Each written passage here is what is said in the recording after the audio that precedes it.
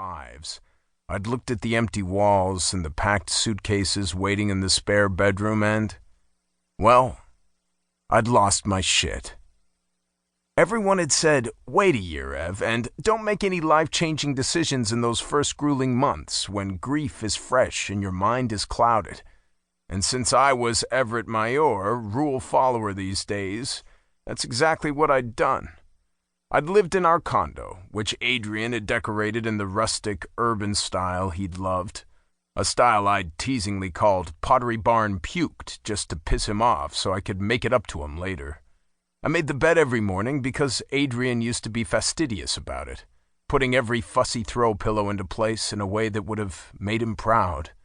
I'd carved my own pumpkins into works of jack-o'-lantern art, remembering how impressed Adrian used to be by my skill. Then I'd gone out and bought the giant Costco bags of candy we used to pretend were for trick-or-treaters, even though there were no kids in our complex, and systematically eaten every piece of it. I'd made myself so sick I hadn't been able to touch sweets since. I'd hung Adrian's stocking next to mine last Christmas, on the fussy ceramic hangers he loved, though I was still convinced that Daphne, our resident feline shithead, was going to pull them down and shatter them like ceramic shrapnel bombs. I waited for the Christmas spirit to overtake me. I was still waiting.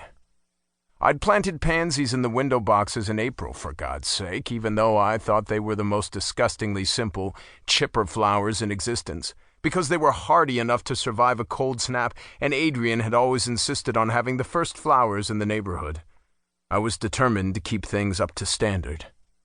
I'd been as patient as I possibly could be, and I'd waited for time to work its healing magic.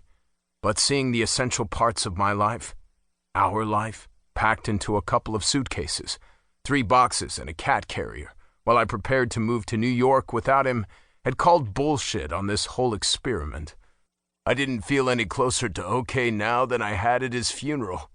My grief wasn't a work in progress, but a permanent topographical change. So I dealt with this realization the way any responsible, risk-averse adult would. I'd drunk myself blind on Adrian's aguardiente. By the time I'd pulled my sorry ass out of bed this morning, showered, and located Daphne at the top of the bedroom closet, seriously, she was such a shithead, it had been afternoon, hardly early, but the couple renting the place from me were moving in tonight, so there was no way to delay. Besides, I'd been pretty sure I'd rather die than greet Grandpa Hen for the first time in decades with an apology for not arriving Sunday night, as expected. I hadn't meant it literally, though, and driving down the road through the darkening late August twilight, I realized I'd rather have faced off with a disappointed Henry Latimer because this road was spooky deserted. There was no traffic in either direction, not a headlight to be seen, plus those crazy technological advances I'd been used to back in Massachusetts, like street lights, seemed not to have made it to backwards land New York. There had been nothing on either side of the car for miles but relentless trees and unmarked dirt paths. "The upside here, Daff, is that we can't get lost," I remarked to the cat, who'd finally stopped protesting her imprisonment in the carrier about half an hour before. She ignored me, which was par for the course. I rubbed my damp palms on the legs of my khaki shorts, one at a time, and stared at the minuscule amount of road illuminated by my headlights. I fucking hated driving in the dark. There was a reason I'd been the navigator any time Adrian and I had gone on a road trip. The bad news, though, is that a tree branch could fall on us at any time, or we could crash through the brush and our remains won't be found for a decade, or longer. Daphne didn't dignify this with a response, which was probably what I deserved. Realistically, I couldn't be more than a mile out of town. I remembered that much from my weeks of summer imprisonment in O'Leary as a kid.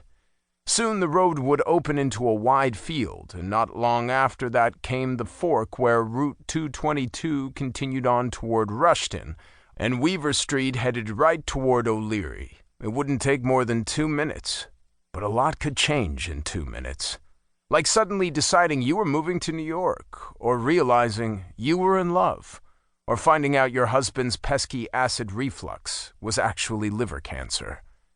The walls of the car started closing in, and I could feel my cheeks flush despite the air conditioning.